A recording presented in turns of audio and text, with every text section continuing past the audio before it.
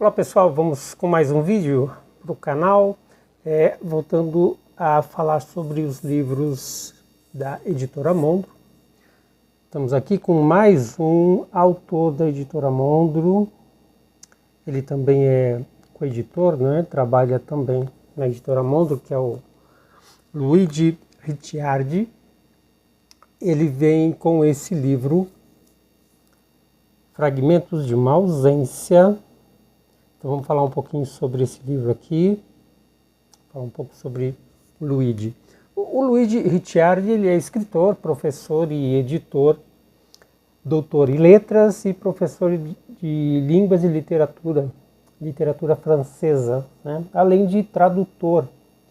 Ele publicou, entre outros, o romance Os Passos Vermelhos de John, pela Literalux em 2020, e o livro de contos O Descobrimento do Brasil, pela Patuá em 2023.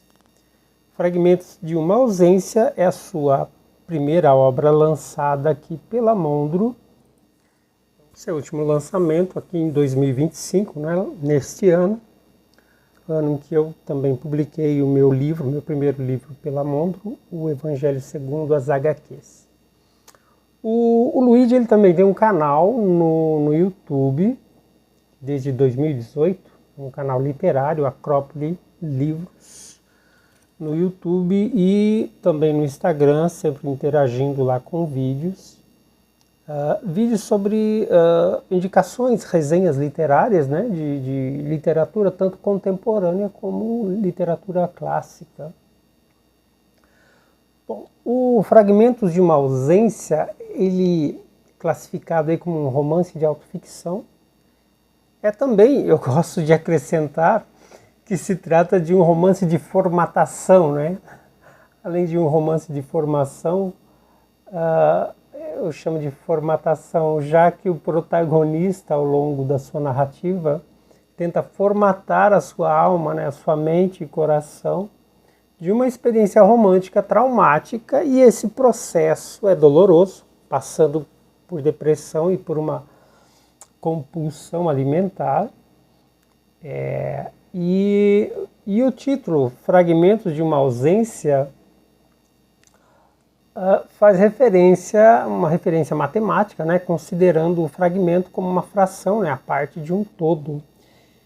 E é o método que o narrador protagonista ele usa para tentar resolver o problema humano, né, de ordem sentimental, tentando racionalizar esse sentimento, né? Então, buscando aí uma lógica não apenas dos relacionamentos, mas do fim e das consequências de um de seus relacionamentos, o mais profundo ou o que mais significou como experiência amorosa, retratada no livro, né? Ainda que com o tempo tenha se provado um desastre, né, no relacionamento, que foi o relacionamento amoroso com a B. A B seria então o seu par romântico. E deletar todos os arquivos mentais, todas as lembranças com a B, né, seria formatar o coração para recomeçar novos arquivos e um novo projeto de vida amoroso, quem sabe. Bom, o seu relacionamento com a B era tóxico? Bom, eu definitivamente não considero um relacionamento tóxico, não. Eu acho que o que houve aí no relacionamento foram altos e baixos, como em qualquer relacionamento, até o momento em que para um dos pares, e no caso é a B, já o relacionamento já não fazia mais sentido. Então a B deu um pé na bunda, né, do nosso narrador aí, nosso protagonista. E o que se tornou tóxico, ao meu ver, foi a maneira como o narrador lidou com a separação, não aceitando o rompimento, entrando aí num processo de autodestruição, de autoaniquilamento. Obviamente que isso veio como uma consequência, como uma consequência patológica, né, através da depressão. Então, se considera a doença, né, esse transtorno mental. seguida de uma comorbidade, né, a compulsão alimentar. Então tem aí um aspecto clínico que resultou dessa separação. E o método para resolver esse problema, né, o rompimento amoroso, como uma espécie de equação matemática, levou o narrador, né, o protagonista, a fragmentar cada momento em pequenas lembranças e cada lembrança somada à sua atual ausência, né, a atual ausência da parceira, né, da namorada, da B, e acho que a própria ausência dele é como se ele se ausentasse de si e se perdesse nessas lembranças, né, nesse processo todo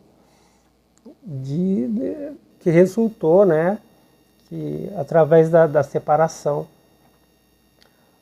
O problema é que revisitar cada lembrança somada à atual ausência, ou ausências, né, só poderia resultar em dor, tristeza, revolta e autocomiseração. Então, assim, apesar do tema ser esse, né, ele é tratado, ele é narrado de forma muito humorada, né, tem umas tiradas muito boas. Todo o formato é em fragmentos, né?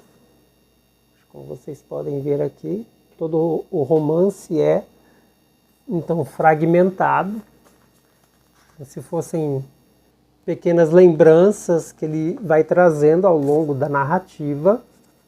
Deixa eu mostrar também um pouco da arte gráfica do livro, né, do projeto. Muito bonito, né? Como sempre, e como sempre eu falo, a parte gráfica aqui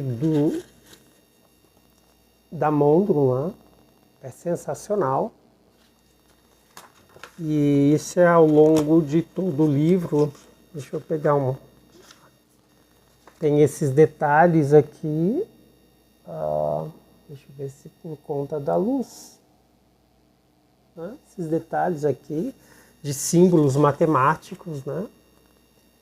E por aí vai, cada capítulo tem então um desenho, uma imagem.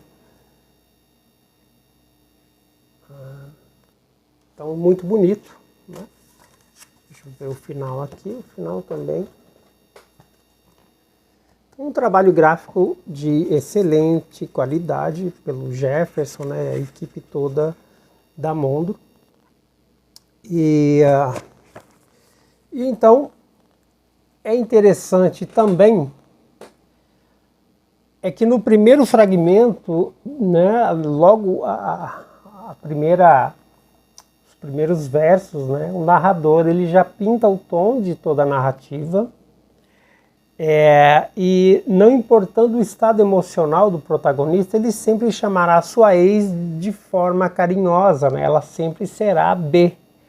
Ainda que as outras mulheres que também foram nomeadas assim, que passaram, né, pela sua vida, antes ou depois da B, são tratadas também são chamadas, né, pela sílaba do nome, né, C, Fê, Dé. Então, todas as mulheres do livro são nomeadas dessa forma. E eu vou ler aqui, então, esse primeiro fragmento que abre o livro, para vocês terem uma ideia aqui. Bom, aos 42 anos, apaguei as últimas fotos de B, que ainda insistia em manter no computador. Dei o quadro que fiz com os quebra-cabeças que tínhamos montado juntos e vendi num sebo um livro que ela me deu. Com o dinheiro, comprei 2 cervejas, acendi um incenso e fiz uma cerimônia particular de descarrego. Comecei a escrever esse livro no intuito de ficar finalmente livre da imagem dela. Conseguiria? Então ele traz aqui esse tom dessa luta na tentativa de esquecer, de superar esse relacionamento amoroso frustrado, né, que ficou para trás pela separação, enfim. e ele vai trazendo então em toda a narrativa essas memórias até a conclusão no final. O romance, então, ele é leve, ele é divertido, né? Apesar do tema, como eu falei, um tema do sofrimento, né? Da perda. As variáveis narrativas aparecem ao longo de todo o romance, seja através da metalinguagem, das citações e referências, né? Como no caso da obra do Gabriel Garcia Marques, 100 Anos de Solidão, ou Rimbaud, né? Com o famoso verso Je ne suis un autre, que eu é um outro, né, que o narrador responde logo na sequência. Pois é isso aí, eu é um outro. Sou eu não, gente. É como se ele dissesse, olha, esse narrador, esse personagem aqui não sou eu. Né? Então ele, em alguns momentos, ele traz essa negação, mas não importa, seja defendendo a autoficção ou jogando iscas falsas, como por exemplo dizer que mente muito. Ora, se mente muito e mentiu ao longo da narrativa, como se dará a autoficção, já que a autoficção exige uma base biográfica, né? Precisa ter essa referência pessoal. Mas é interessante que o que eu chamo, né, essa formatação, ela encontrou um vírus no processo, não só da própria linguagem, né, o vírus da linguagem, mas na imprecisão da memória, em sua recuperação através de improvisos, temas recriados para contextualizar a narrativa. Então, detalhes alterados apontando a criação de um universo paralelo. Então a gente fica com essa impressão de que será que tudo que ele está contando é de fato uma memória real, de fato aconteceu assim, ou na lembrança, no processo da lembrança, ele está trazendo algo novo, está recriando aquilo que... É aquela coisa, nós temos a versão aqui do narrador, não temos a versão da B, da história dos dois. Mas de qualquer forma, não é isso que faz o romance, né? Essa recriação, essa espécie de universo paralelo, né? Então, levanta algumas questões interessantes. E não importa, né, se é um romance biográfico, pessoal, autoficção, em algum momento todas as categorias se misturam e se contaminam. Então eu vejo que toda a narrativa cairá nessa rede de multiversos, né? Aí me vem à mente, né, não seria o efeito Mandela um fenômeno narrativo também? Bom, e o resultado final não poderia ser melhor depois dessa formatação, né, que seria a formação de uma consciência de restauração, de mudança interna, para seguir em frente com a vida, né? E como no último fragmento, né, em que o protagonista ele declara: eu estava decidido, não me permitiria nunca mais não ser inteiro em qualquer coisa que fizesse. Eu não seria mais fragmento de ninguém. Então, fecha-se a narrativa com essa deixa, né, com esse verso. Só que nós não podemos nos esquecer que esse narrador protagonista, ele mente e mente muito. Então, assim, vai de você querer comprar essa decisão que ele toma ou não, né? Então, a narrativa permeia essa coisa do romance ser algo de dúvida, de uma eterna dúvida que o próprio narrador acaba gerando ao longo da narrativa, né? As contradições, o fato dele reconhecer como mentiroso e assim por diante. Então, é uma leitura que eu recomendo, uma leitura fácil, muito fluida, né? Pela própria forma, né, fragmentada, assim, então, muito legal. Aqui, o romance do Luigi, pela editora Mondro, Vou deixar o link aqui abaixo, aqui na descrição do vídeo, para vocês entrarem em contato. Então é isso, pessoal. Gostou do vídeo? Deixa aí o seu comentário e até a próxima.